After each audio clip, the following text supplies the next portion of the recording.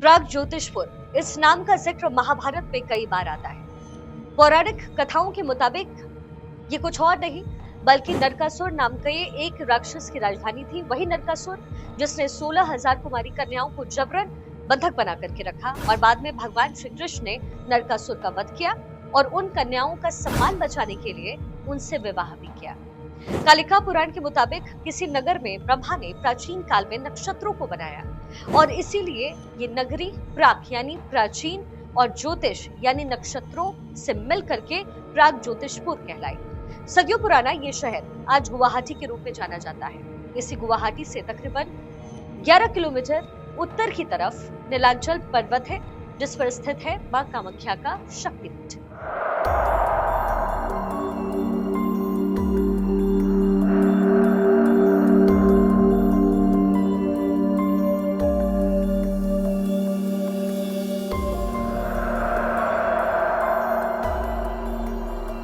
और ये शक्तिपीठ जितना रहस्यमय है उतनी ही रहस्यमय है इसकी तलहटी पर मौजूद भूतनाथ शमशान।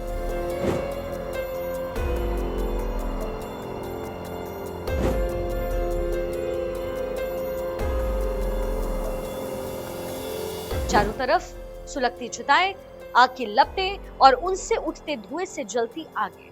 चिता में इतनी तपिश कि खांसी होने लग जाए। लेकिन इन चिताओं के बीच न जाने कितने तांत्रिक समाधि में बैठे मिलेंगे। कोई चिता के बाद नरमुंड लिए जाप करता दिखेगा तो कोई तंत्र साधना में मग्न दिखेगा। ये सब होता है साल के कुछ चुनिंदा दिनों पर। चुनिंदा 3 दिन यानी वो दिन जब मां कामाख्या रजस्वला होती है, यानी मां को पीरियड्स होते हैं और इसे सनातन धर्म की महानता कही है। या फिर इसका उदार मना कि यहाँ मासिक धर्म को बाकायदा उत्सव की तरह मनाते हैं। मां कामाख्या हर साल 22 जून से लेकर के 26 जून की सुबह 7:51 तक वहां मासिक धर्म में रहती है।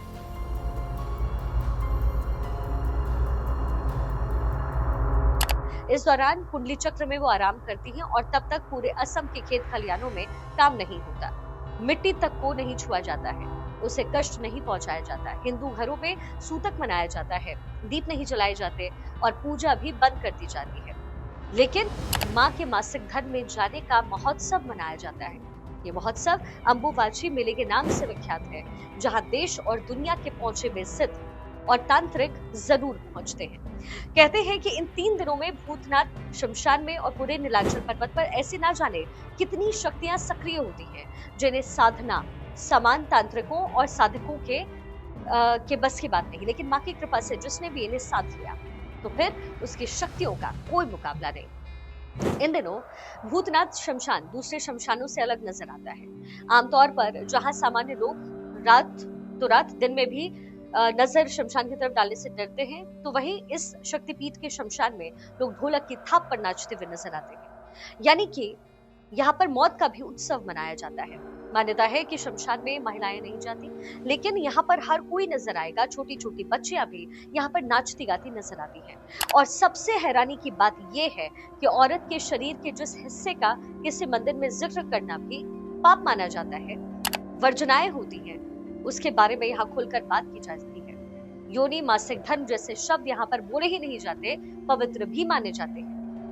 दरअसल अन्य शक्ति पीठों की तरह कामाख्या देवी की कोई प्रतिमा नहीं है, वो योनि स्वरूप में विराजमान है। इसकी कहानी भी काफी पुरानी है।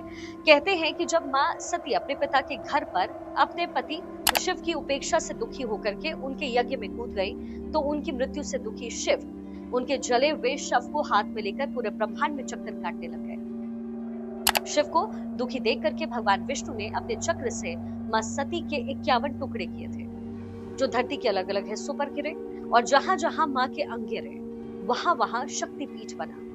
कामाख्या में मां की योनि गिरी और इसीलिए यहाँ मां की योनि स्थल के रूप में उनकी पूजा होती है। मां के मुख्य मंदिर में कामेश्वरी और कामेश्वर को माथा टेकने के बाद नीचे 10 कदम की दूरी पर एक अंधेरी गुफा जैसी जो जगह है वो है, एक स्थान है। वहां टेढ़ी मेढ़ी पथरीली सीढ़ियों से होकर के नीचे पहुंचेंगे तो अंधेरे के बीच एक छोटी सी चौकोर जगह आपको नजर आएगी।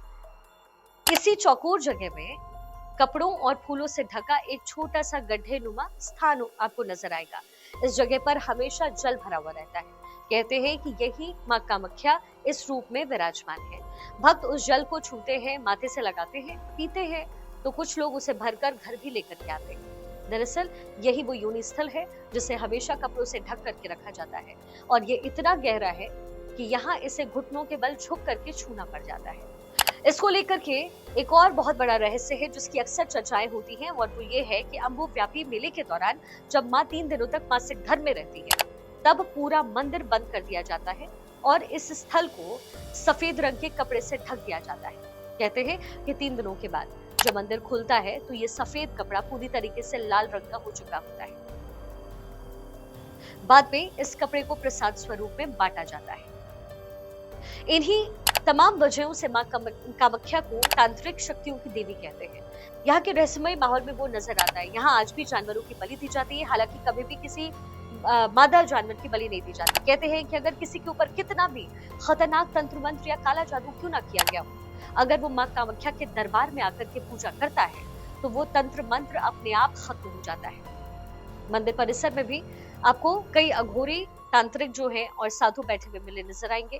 कहते हैं कि इनमें से कई ऐसे हैं जो कि 10 महाविद्याएं जानते हैं, लेकिन ये तंत्र मंत्र लोगों के इलाज के लिए है, उनकी मदद के लिए है, उनको बुरी आत्माओं से बचाने के लिए है, बीमारियों से बचाने के लिए है, ना कि किसी को सताने या फिर उसके खिलाफ इस्तेमाल करने के लिए है। कहते हैं कि माँ कामाख्या के दरबार में किसी के ऊपर कितनी भी शक्तिशाली तंत्र मंत्र की क्रियाएं की गई हो या फिर कितनी भी बुरी आत्माएं उनके ऊपर हो, लेकिन अगर वो यहाँ पर आते हैं, पूजा करते हैं, माँ के दर्शन करते हैं, तो यहाँ का माहौल कुछ ऐसा है कि वो इनसे छुटकारा मिल जाता है। मंदिर परिसर में लाल रंग से रंगे सैकड़ों कबूतर भी आपको नजर आएंगे। कहते हैं कि इन कबूतरों को एक तांत्रिक अनुष्ठान के बाद सिंदूर लगा करके उड़ाया जाता है, जिससे शारीरिक रोगों और कई तरीके की दिक्कतों और परेशानियों से लोगों को निजात मिल जाती है। माँ के दरबार की एक और खासियत है और वो ये है यहाँ के नागा साधु। पूरे देश में आपको नागा साधु निर्वस्त्र ही मिलते हैं, लेकिन कामाख्या में ऐसा नहीं होता है। यहाँ पर आने वाले नागा साधु कपड़े पहन करके रहते हैं क्योंकि वो माँ के सामने बिना कपड़ों के नहीं रह सकते हैं। कामाख्या देवी और इस मंदिर का इतिहास बेहद प्राचीन है और उतना ही रहस्यमय भी है। हिंदू धर्म और हमारी महान संस्कृति में ऐसे कई दिव्य स्थल है जहाँ जाकर न केवल भक्ति और शक्ति का बल की एहसास होता है, और ऐसा ही एक धर्म स्थल है कामाख्या का शक्तिपीठ। प्राग ज्योतिषपुर का ये शक्तिपीठ आम श्रद्धालुओं के बीच जितना प्रसिद्ध है उतना ही तांत्रिकों और साधुओं के लिए भी, क्योंकि भारत में कुछ ऐसे स्थान ही है जहाँ तंत्र मंत्र की इस तरीके से आराधना होती है, उसकी साधना की जाती है। वैसे तो कहा यह जाता है कि माँ कामाख्या के दरबार में सामान्य रूप से उनके दर्शन करने और उस जल को स्पर्श करने मात्र से कई समस्याएं, चाहे तंत्र मंत्र से जुड़ी हुई समस्या हो, बुरी आत्मा से जुड़ी समस्या हो या किसी तरीके की नजर जादू टोने की समस्या हो, उनका हल मिलता है, वो दूर हो जाते हैं। लेकिन यहाँ पर कई तरीके की सिद्धियों के लिए कुछ विशेष तरह की पूजाएं करवाई जाती है और यहाँ का माहौल और यहाँ का शक्ति आभा मंडल कुछ इस तरीके का है कि उनका असर कई गुना ज्यादा माना जाता है। और शायद यही वजह है कि कामाख्या पीठ में अच्छे तांत्रिक और जो तंत्र मंत्र के विख्यात लोग होते हैं अपनी साधनाओं को सिद्ध करते हैं, और कई ऐसे लोग भी वहां आते हैं जिन्हें इस तरीके से अपना इलाज करवाना ही अपनी समस्याओं को दूर करवाना होता है। आपको भी कभी अगर मौका लगे तो आपको इस स्थान पे जाना चाहिए और इसकी रहस्यमय शक्तियों का आपको अनुभव जरूर करना चाहिए।